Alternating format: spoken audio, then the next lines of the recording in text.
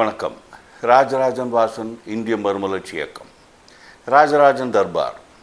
நாட்டில் நடக்கும் நிகழ்ச்சிகள், அரசியல் செய்திகள், பத்திரிகை செய்திகள் ஆகியவற்றை பற்றி என்னுடைய கருத்துக்களை மக்கள் மன்றத்தில் பகிர்ந்து கொள்ளும் இந்த நிகழ்ச்சி.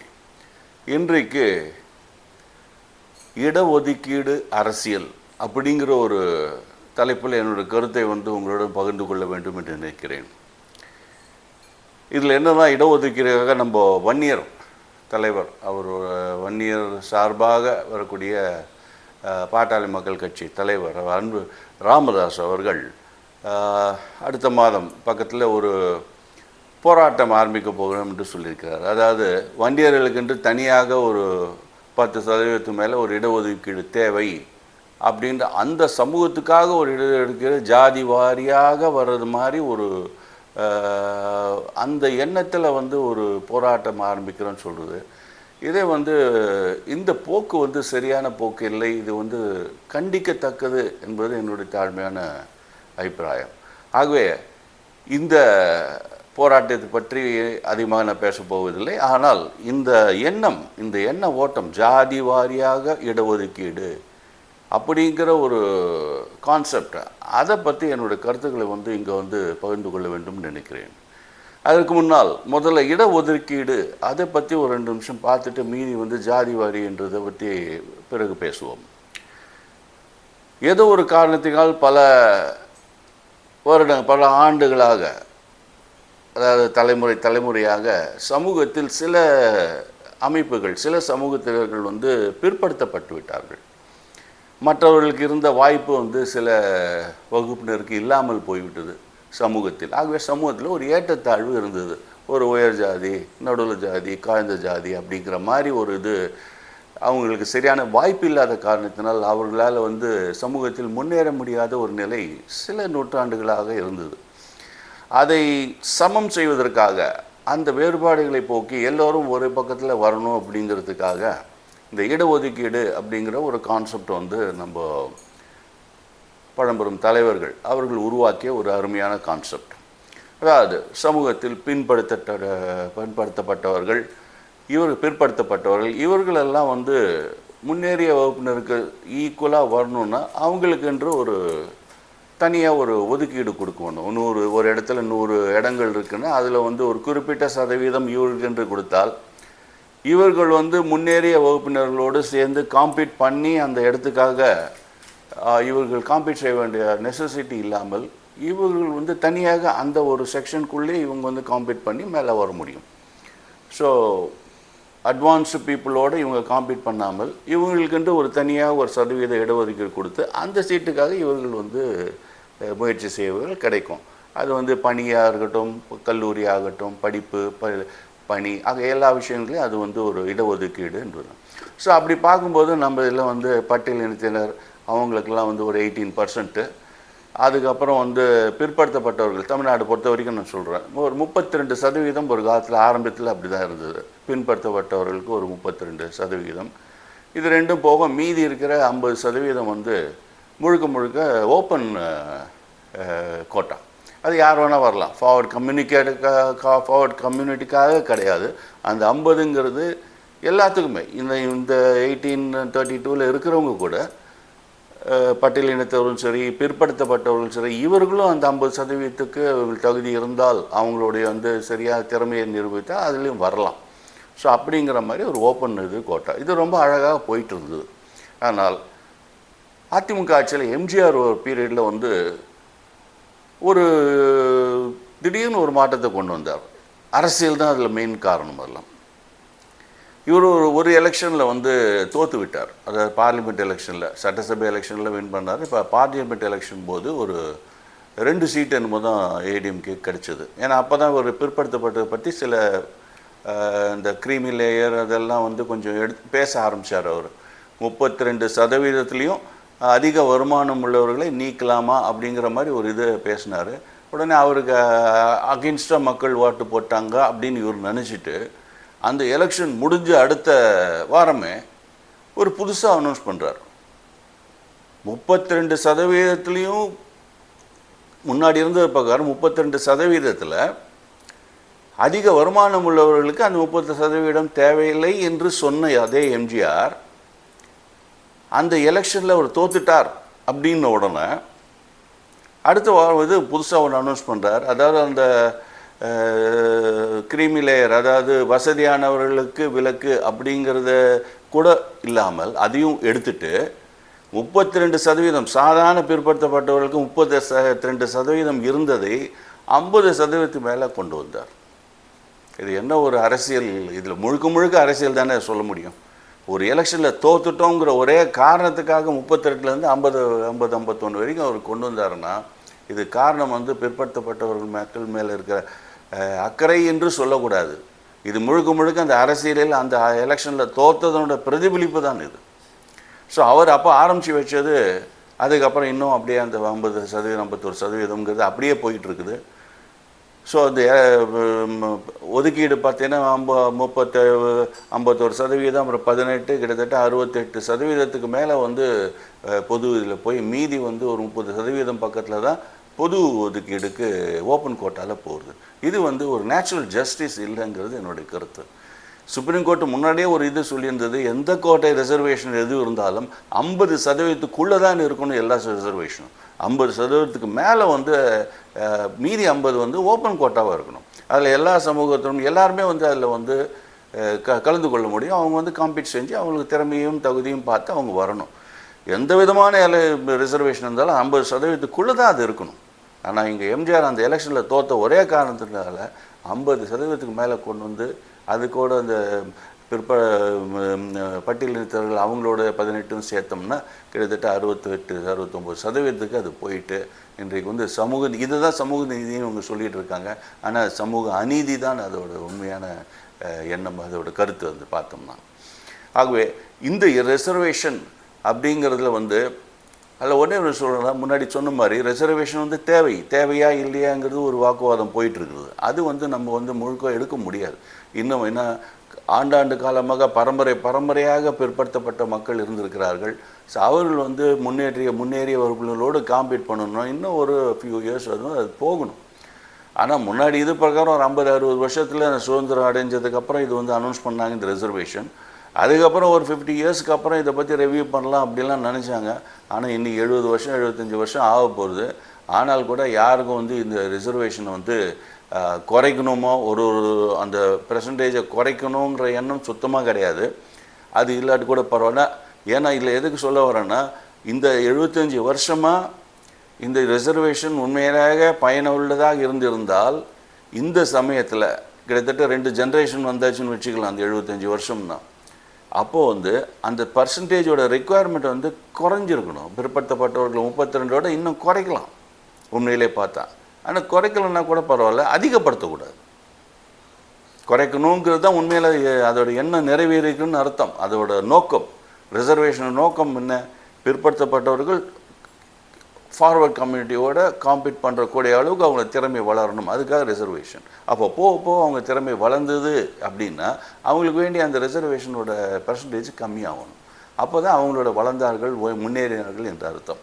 ஆனால் 25, 20, 60 வருஷத்துக்கு அப்புறமும் திரும்பி போய் அந்த கோட்டா வந்து ஜாஸ்தி பண்ணோம்னா அப்போ அந்த ரிசர்வேஷனோட நோக்கமே குறிக்கோள் எடுபடவில்லை, அது மீட் செய்யவில்லை என்ற அர்த்தம்.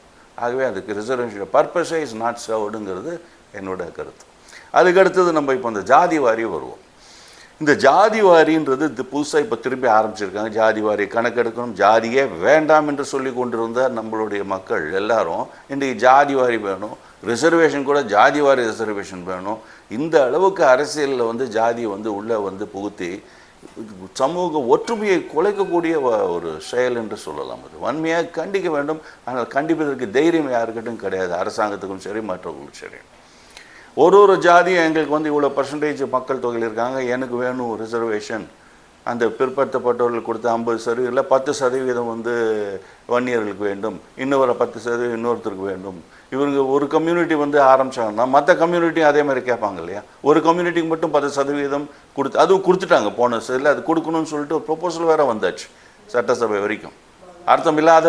அர்த்தமில்லாத ஒரு செயல் அது. ஆனாலும் இன்றைக்கி வந்து இன்றைக்கு வந்து திரும்பி அந்த அர்த்தமில்லாத அந்த ஒரு ஜாதி வரைய ஒதுக்கிட்ட இன்னும் வளர்க்குற மாதிரி ஒரு செயல்கள் இன்னும் நடந்து கொண்டிருக்கிறது. அதை ஊக்கப்படுத்துவது போல ஒரு ஜாதிக்கு மட்டும் கொடுத்து விட்டால் போதுமா? மற்ற ஜாதிகளும் இன்றைக்கி வந்து 100, 150, 200 ஜாதிகளுக்கு மேலே வந்து குறைஞ்சது வந்து கன்சிடரபிள் பர்சன்டேஜ் ஆஃப் பீப்புள் இருக்கிற மாதிரி ஒரு நூற்றுக்கணக்கான ஜாதிகள் இருக்குது.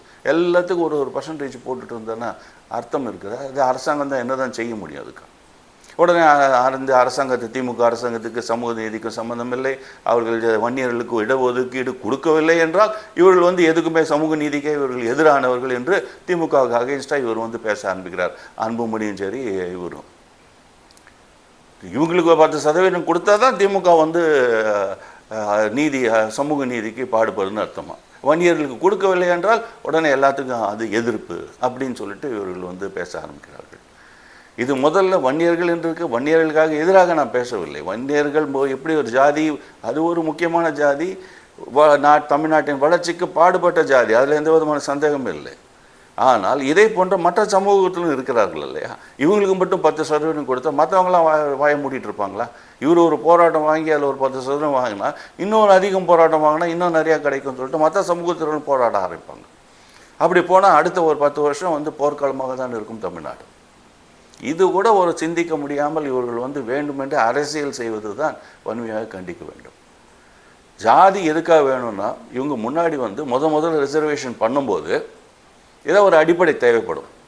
அதாவது யாரை வந்து பிற்படுத்தப்பட்டவர்கள்னு சொல்கிறது அப்படிங்கிறதுல ஒரு சின்ன சமூகத்தில் பின்பற்றப்பட்டவர்கள் அப்படின்னா எதை வச்சு டிசைட் பண்ணுறதுங்கிறது ஒரு கருத்து இருந்தது. அப்போ சில குறிப்பிட்ட ஜாதிகள் சேர்ந்த ஒரு 120 ஜாதிகள் அப்படி இவங்க எல்லாருமே மோஸ்ட்லி அந்த ஜாதியில் இருக்கவங்கெல்லாம் பிற்படுத்தப்பட்டவர்களாக இருந்தார்கள், சமூகத்தில் பிற்படுத்தப்பட்டவர்களாக இருந்தார்கள்.